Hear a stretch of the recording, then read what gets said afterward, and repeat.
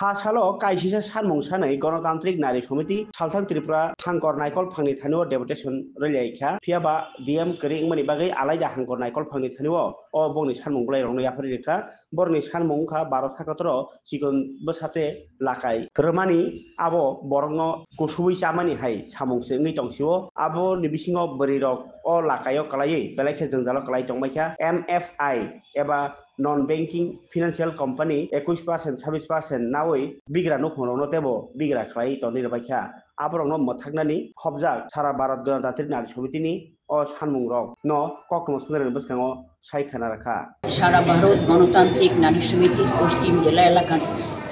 নারীদের যে অর্থনৈতিক সমস্যা এবং মাইক্রো ফিন্যান্স কোম্পানিগুলির কাছ থেকে তারা অতিরিক্ত হারে সুদের কারণে যে ঋণ গ্রহণ করেন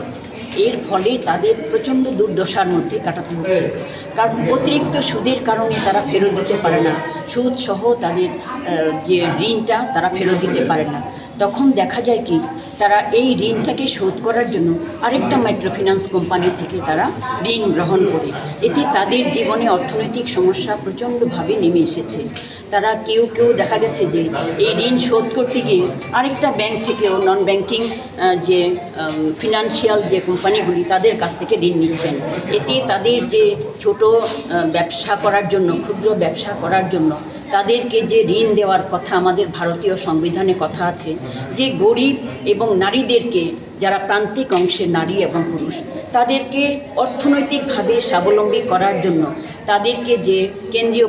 সরকার এবং রাজ্য সরকারের অনেক প্রকল্প আছে কিন্তু সেইগুলি দেওয়া হচ্ছে না এই জন্য তাদের বাধ্য হয়ে কারণ ব্যাংক থেকে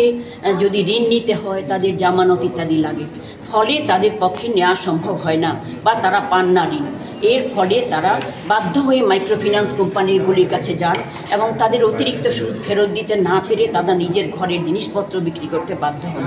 এই অবস্থার মধ্যে তারা বারবার আমাদের জানাচ্ছেন আমাদের সদর মহকুমা কমিটি একটা সেমিনার করেছিল নারীদের সঙ্গে মত বিনিময় করার মাধ্যমে তখন দেখা গেছে যে নারীরা অত্যন্ত কষ্টের মধ্যে কাটাচ্ছেন তাদের ছেলে মেয়েদের শিক্ষা দীক্ষার ব্যবস্থা করতে পারে না তারা যে ছোট ব্যবসা করে অর্থনৈতিক অবস্থা ফেরাবে তাও পারে না এবং এই অবস্থার মধ্যে আমরা দেখেছি যে নারীদেরকে অর্থনৈতিকভাবে স্বাবলম্বন করার কথা বলেও কিছুই করা হচ্ছে না এই জন্য আজকে আমরা ডিএম সাহেবের কাছে এসেছি উনি নেই এই ডিএম সাহেবের কাছে আমরা ডেপুটেশন দিয়ে বলবো আমরা 11 দফা দাবি নিয়ে আজকে আমরা 13,000-এর বেশি গণস্বাক্ষর সংগ্রহ করে এই 4টা মহকুমা এলাকা থেকে আমরা গণস্বাক্ষর সংগ্রহ করে ওনার কাছে আমরা জমা দেব উনি যেন ওনার মাধ্যমে আমরা এই দাবিগুলো পাঠাবো 11 দফা দাবি যে তাদের অবস্থা ফেরানোর জন্য আপনারা আন্তরিক উদ্যোগ নেন এবং তাদের মাধ্যমে আমরা ঊর্ধ্বতন কমিটির কাছে আমরা এই দাবিগুলো পাঠানোর জন্য আজকে ডেপুটেশন দিতে